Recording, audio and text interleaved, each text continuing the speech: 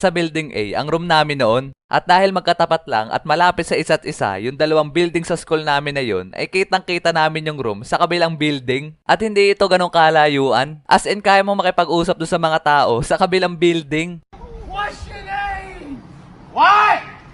What is your name? Naging talamak pa nga ligawan dati dun sa katapat na building namin na yun. As in, nagliligawan yung mga klasiko at yung mga naandun sa katapat ng room namin. Yun yung usong-uso dun dati. Kasi hindi lang yung section namin na nagawa nun. Halos lahat. Talaga namang maya-maya ay may maririnig ka na lang bigla na nagsisigawan ng pick-up lines. May mga nag-I love youhan pa nga gamit ng sign language na sila din na nag-imbento. Para nga sila mga ninja sa mga pinaggagawa nila na yun. Madami pa nga sila mga pinaggagawa nun. Habang ako, parang kulangot lang dun sa ledgi kasi hindi ko kaya yung mga pinaggagawa nila. Feel ko kasi nun parang sobrang bata ako pa para magkajowa. Pero meron ako nung dalawang tropa na kasama din sa mga nanliligaw dun sa